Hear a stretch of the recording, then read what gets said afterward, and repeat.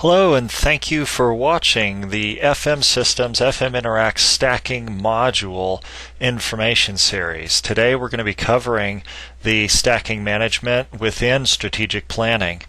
And I want to start out first by logging in as an administrator here, and we see on the left-hand side of the screen that I have navigated into strategic planning and into the settings section and selected plan dates.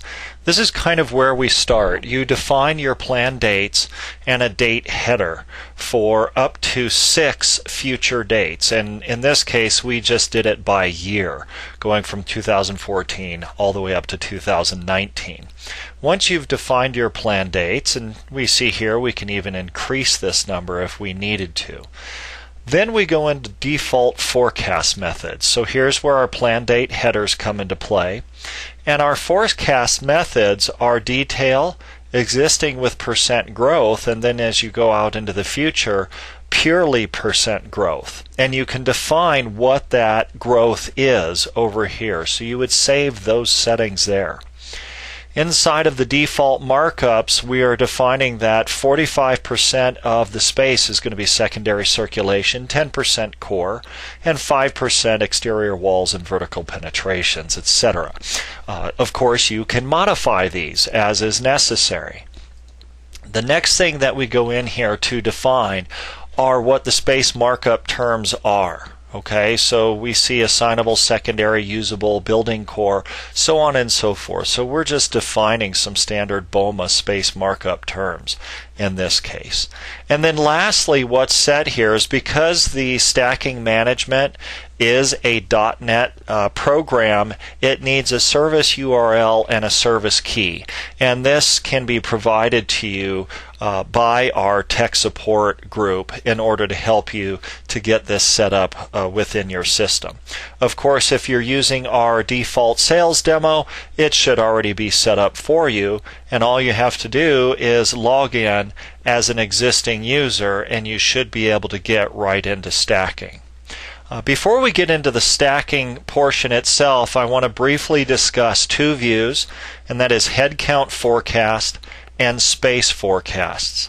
With headcount forecast, we can go in, and I've clicked on the add button here, and the 3 required fields are the group code, the job code, and space standards. Again, those are already set up within the sales demo, but you can have those set up in whatever version that you are defining. And then once again here we see our dates showing up, and we have both a staff count and a room count. Now you can configure this view to include all the dates that you want that you defined earlier. In this example, we have just defined 3 dates, the first 3 years for both staff and room count. So what we're defining here is what is the job, what department does that job belong to, and then what is the space standard that's going to be associated. And then our counts here are defining how many in staff versus how many in rooms. So the difference here being that you might have 2 staff count, an increase of 2, but only 1 room. That means someone's going to have to share a room in this case. So keep that in mind. Typically it is a 1-to-1 ratio, but you can always change that ratio depending on the client needs. From there we can go into some reporting on future headcount forecasts by department, how many spaces and what space standard are going to be needed, how many personnel in terms of headcount are going to be coming in. The thing here is you might give access to these views to the department managers and set up the views with the proper filters so that only the managers of the appropriate departments can see their information and not see everyone else's information. The other view I wanted to point out here is space forecasts. So space forecasts really just identify, well, what departments are we going to use within our forecasting? So that is where we can define those. Now let's go ahead and go into stacking. When we select stacking, again, it being a .NET program, you're going to get this run option. So let's just go ahead and click on run. And it may take a minute or so to load up, but once it's loaded up, let's go ahead and go into maybe a predefined scenario that we've already set up here. So this A3 scenario, we're looking at right now the existing layout. So these are the different buildings and different floors. This is the allocations of departments. I can select a department and I can see the information about it, okay, over here on the left-hand side. I can choose to drag and drop. Maybe you're doing a department consolidation and I want to do this product development department, get them all together. Notice that red tick mark. I've exceeded my space that I've assigned. So I might want to just play around and move some things around, and you see here that I've cleared out space entirely for a floor.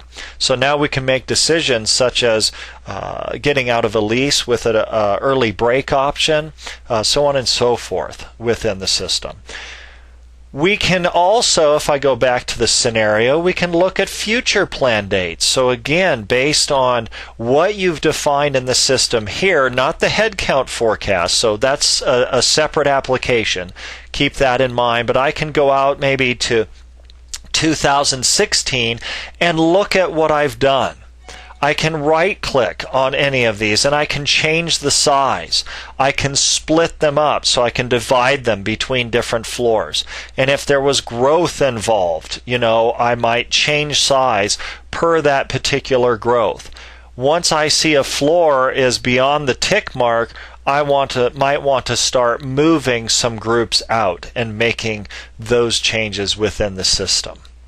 Okay, we can also do different org levels. So by default, it's all going to be at the department level, but we can always go up into different org levels and define it as those. And you might have seen like the black colors, etc. All of the colors are definable within the system, so you can go in and predefine, hey, what do I want the different org levels to be? What do I want the different departments to be? Our inventory is basically if we want to look at any other building in the portfolio and kind of get an idea for what's going on in those locations. Our options allow us to define smallest areas, set if we want to do annotations, what those annotations are and the legend information, floor settings in terms of the distance between the buildings and the distance between the floors graphically that we see here. And then whether or not we want to show or hide our group tabs. Okay, so we can go in, we can save these scenarios, we can export these scenarios into different options, such as I think Microsoft Word, PowerPoint, PowerPoint and Word here. Okay, so that is strategic planning in a nutshell. Thank you for joining us today.